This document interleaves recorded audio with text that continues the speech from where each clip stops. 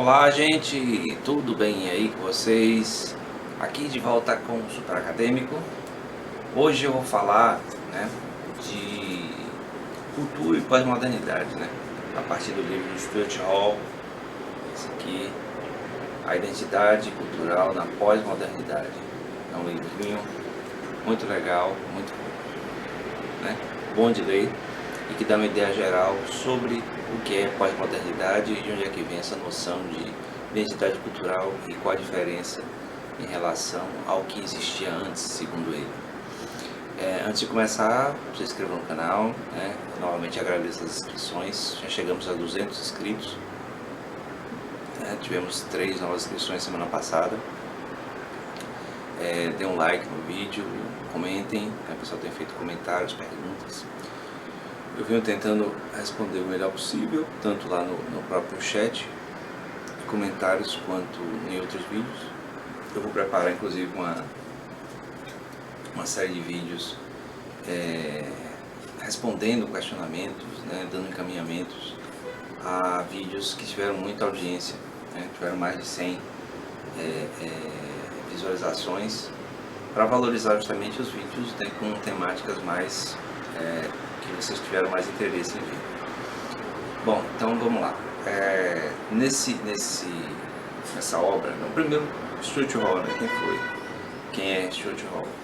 Ele é um pensador inglês, de origem africana, e ele tem uma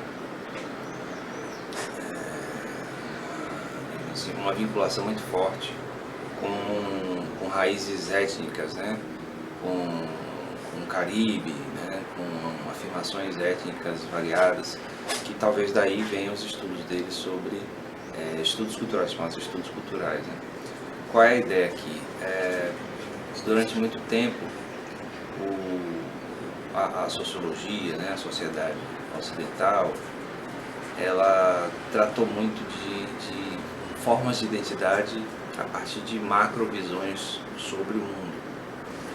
E aí, em um dado momento da nossa contemporaneidade, nos últimos 2 séculos, as chamadas identidades culturais mais de larga escala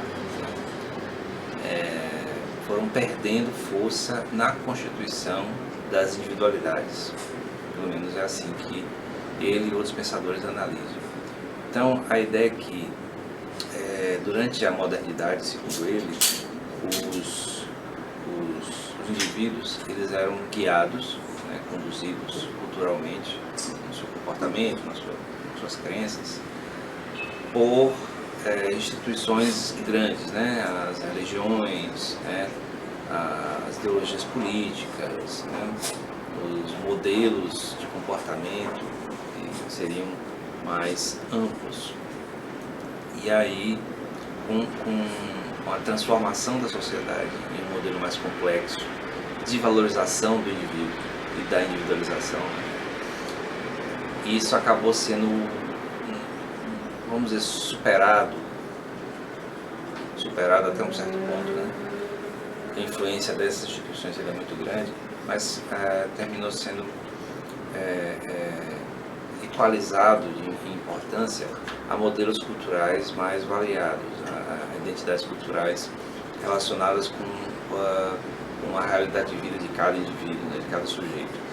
E aí, no livro do Stuart Hall, ele vai tentar traduzir, vai tentar entender o funcionamento dessas construções complexas e variadas da identidade cultural por uma análise, um ponto de vista, digamos assim, problematizador a respeito do que seria a pós-modernidade, Porque, assim, uma grande problemática a respeito dessa noção pós-modernidade é que não há um marco temporal.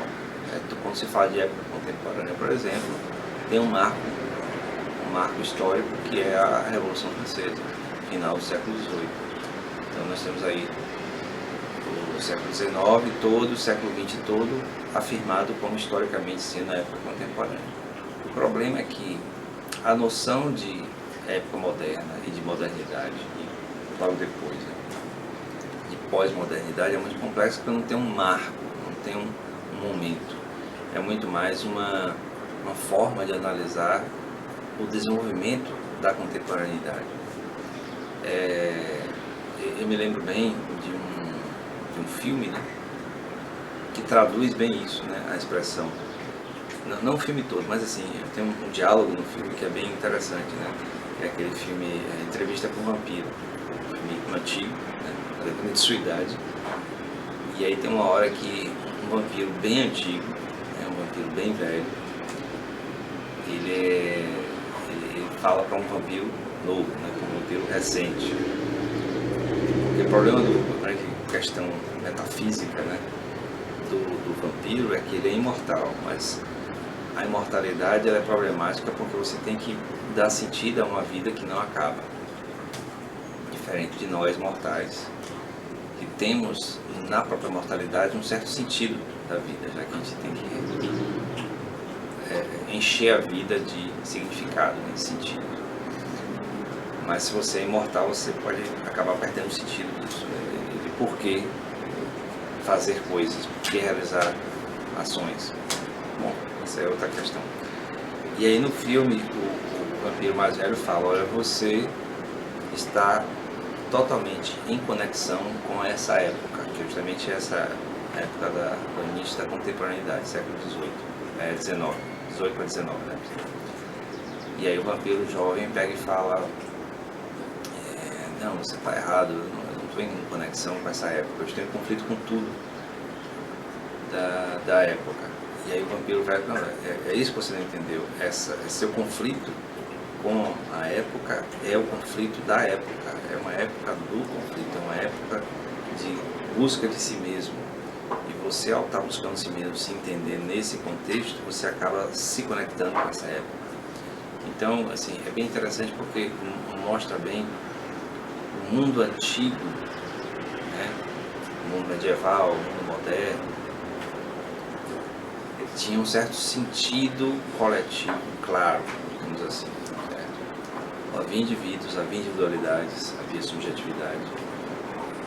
Os sujeitos pensavam individualmente, tal, mas não tinha um contexto de busca de sentido individual para as coisas. E aí expressa bem essa ideia de que há um modelo de complexidade, um modelo de expressão individual, de busca de sentido individual para o contexto, né, social, contexto coletivo. Então, o Stuart Hall vai trabalhar a questão da identidade, né, e aí vai tentar conceber a identidade a partir de 3 modelos, né? O modelo da modernidade baseado em um sentido, né, que é um sentido que chama de iluminista, em que o indivíduo, o sujeito, é colocado como sendo um conceito, né, de ente racional que consegue pegar e dar conta do mundo, e essa racionalidade ela seria igual para todo mundo, e aí todos chegariam à mesma conclusão usando a razão, né, saindo dos misticismos, né, da obscuridade. A razão levaria todos ao mesmo caminho. Então, é o pensamento típico, né, que dá origem à contemporaneidade, por incrível que pareça.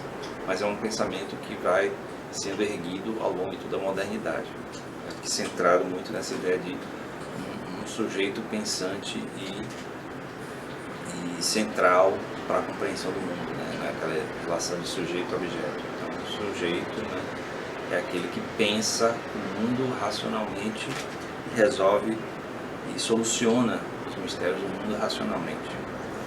Aí depois vem um sujeito sociológico, que é aquele que ele está incluído no contexto, e é esse contexto é que vai ditar, em um sentido, a compreensão dele do mundo, certo?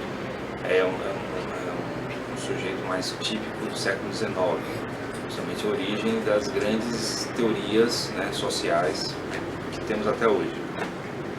Então, a ideia, por exemplo, de que é o contexto socioeconômico, né? O contexto material de sobrevivência que vai impor ao indivíduo o seu comportamento, que é basicamente uma interpretação marxista da realidade social, vai compor muito da compreensão do sujeito a partir desse momento, que é justamente o que é quebrado, especialmente no final do século XX, né? Ao longo do século XX, mas no final do século XX fica bem claro, quando as grandes ideologias se quebram, no sentido de não darem mais respostas aos indivíduos, e aí os indivíduos acabam procurando outras coisas. Uma delas, por exemplo, seria os fundamentalismos religiosos, né? As respostas extremistas, as respostas nacionalistas. Essas respostas seriam uma busca dos indivíduos por algum sentido mais do que individual, um sentido mais coletivo. Então, é como se fosse uma luta entre esse modelo moderno, centralizado num sujeito, mas num sujeito dentro de um contexto que dá sentido, para um sujeito em que o contexto não dá mais sentido. Então ele tem que formar o sentido por si mesmo. E depois ele vai chamar de sujeito pós-moderno. Justamente esse sujeito em que, ao longo da vida dele, ao longo da existência dele, ele vai se identificar, ele vai tratar de vários elementos, né? Não só um. Ele não vai ter uma identidade só, ele vai ter uma identidade múltipla, no sentido de que vai se vincular a várias coisas a partir do que ele vai acreditando à medida que vai vivendo. Então, se você pensar assim, enquanto sujeito, enquanto indivíduo, se você tem uma ideologia, uma religião, um partido, né, você tem, sei lá, uma empresa, um modelo econômico, um modelo de comportamento, um modelo moral que dita para você o caminho para ser seguido, isso se torna mais seguro, mais fácil para que a sua expressão identitária, né, seja expressa de maneira mais simples, até para você mesmo, somente para você mesmo. E quando isso é quebrado, você tem que formular para si mesmo, não a questão assim, do imperativo moral lá do Kant, né, mas muito mais assim, qual o sentido que tem, né, as suas ações. Aí é mais complicado, é mais difícil. Daí a ideia de que o sujeito pós-moderno é muito mais complexo nesse sentido. Aí, bom, uma resposta que ele vai dar a isso seja justamente a ascensão dos fundamentalismos, né? Ele vai fechar o livro nessas ideias, que é uma coisa que a gente já falou aqui quando ele tratou do Hobsbawm, né? Naquele livro Democracia,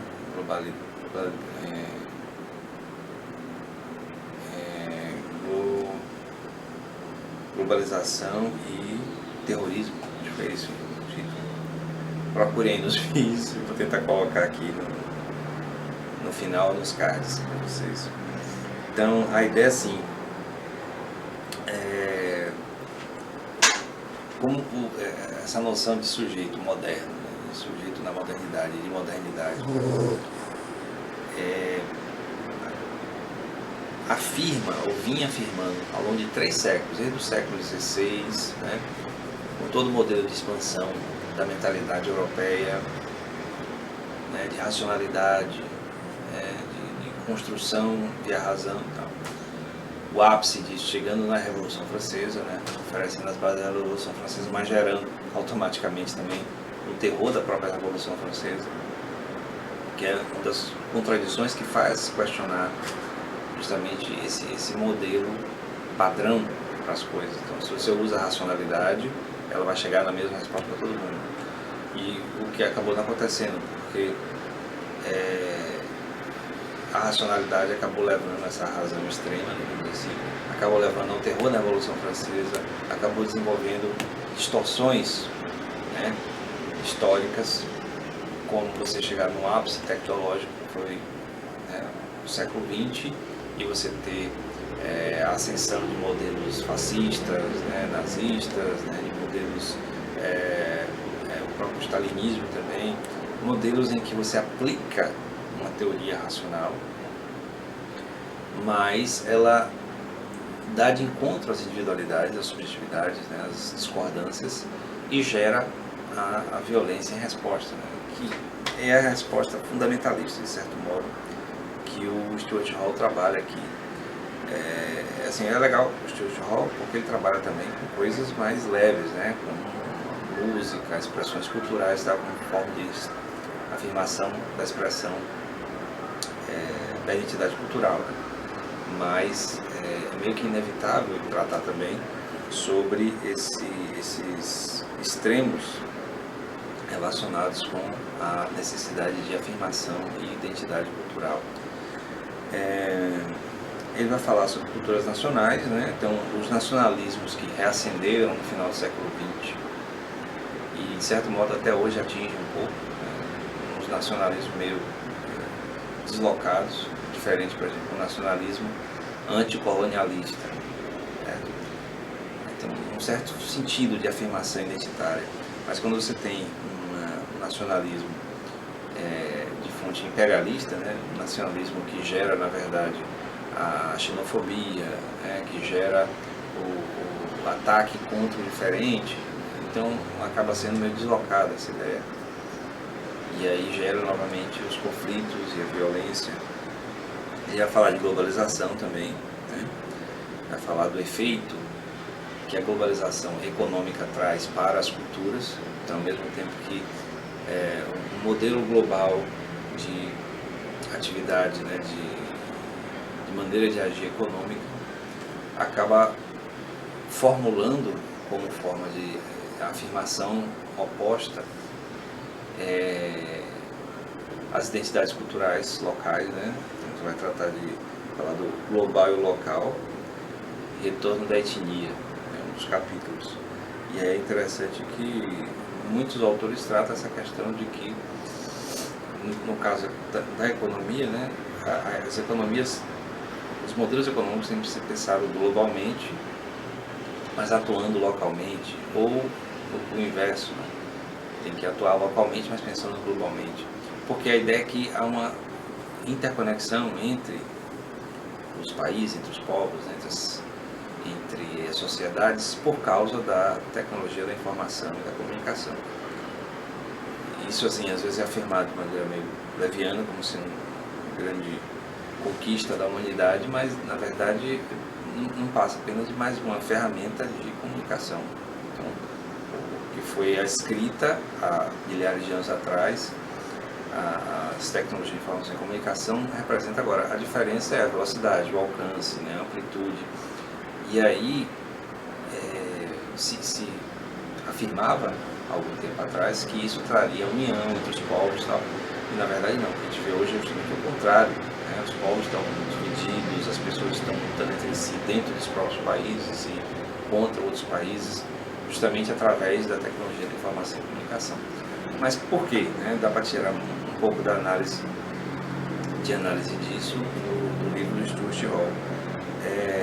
À medida que você, como indivíduo dentro de uma sociedade, é meio que invadido por elementos estranhos, a partir dos elementos culturais que eu estou falando de invasão física, né? São os elementos culturais que chegam até você. É possível que seja formada uma resistência étnica, né? Uma resistência também cultural em resposta. Essa resposta pode ser o que eles chamam de hibridismo, né? Uma mistura. Então, por exemplo, os estilos musicais que vão se misturando, se encontrando pelo mundo, formando novas formulações, né? De cultura musical ou de qualquer outra arte, né? Isso é um exemplo. E isso seria a questão do hibridismo. Mas também pode gerar os fundamentalismos. Então, já que eu fui invadido culturalmente por um elemento estranho, eu vou afirmar extremamente, vou afirmar de maneira exagerada, né, fundamental, aquilo que é básico do meu. Certo? Então, essas respostas ao movimento de globalização cultural, né, tem um outro autor que chama de mundialização, para diferenciar de globalização, uma coisa econômica, outra cultural, mas há uma mistura muito grande aí, porque a vida das pessoas não é separada. Não separa. Agora eu estou sendo cultural, agora eu sou econômico, né? Tudo meio misturado. E aí, ao analisar isso, a gente vê que é um movimento típico de nossa época. É por isso que essa noção de pós-modernidade que o Stuart Hall traz, né, é uma noção de pós-modernidade que é complexa no sentido de que cada indivíduo, né, cada sujeito, cada pessoa, ao trazer a sua forma de ver o mundo, acaba criando maneiras de enxergar o mundo que tem valor do mesmo jeito que outras, certo? Mesmo que com menos hegemonia, com menos predominância na vida coletiva. E aí, por todo mundo ser importante, é diferente do período anterior, da modernidade, do mundo medieval, do mundo antigo, em que os indivíduos existiam, né, viviam suas vidas individuais, mas o sentido coletivo era dado por uma parcela pequena, né? Então não havia essa coisa do eu, seu, centro, né? Que é uma coisa de nossa época, né? Que cada indivíduo pode ser o centro de sua própria realidade. Bom, isso aí pelo menos é o que dá para tirar, né, desse livro. Mais uma vez eu recomendo a leitura, né? Não é um livro grande, certo? Não é um livro difícil de ler e dá uma ideia bem interessante de como entender a nossa época, né? Então, essa aula serve tanto para a sociologia quanto para atualidades, antropologia também. O Stuart Hall, ele é considerado um dos fundadores dos estudos culturais, seria uma nova forma de enxergar a sociedade com essa variedade, né? Essa diversidade de expressões culturais que atinge a todos e a todo momento, né? Não é uma coisa assim tipo definitiva, nunca foi definitiva, mas nesse caso se entende que os indivíduos eles são atingidos e atingem o tempo todo as expressões culturais à sua volta, criando esse modelo de identidade tão variado, né? Tão múltiplo. A ideia de multiplicidade está implícita aí, porque ao mesmo tempo que você, sei lá, você pode ser um torcedor de um time, pode ser um militante de um partido, pode ser um fiel religioso, pode ser um ativista de uma causa qualquer. Então isso aí nenhuma dessas coisas vai definir sua identidade cultural. Sua identidade cultural vai fazer parte de todos esses elementos. E aí cabe ao pensador da sociedade tentar entender essa complexidade, essa multiplicidade de identidades culturais da pós-modernidade. Bom, eu espero que vocês tenham gostado. Na próxima aula eu vou continuar falando sobre cultura e um pouco dessas coisas aqui, então fiquem ligados para o próximo encontro. E espero que tenham gostado, se inscrevam no canal, né? Dê o like e até o próximo vídeo.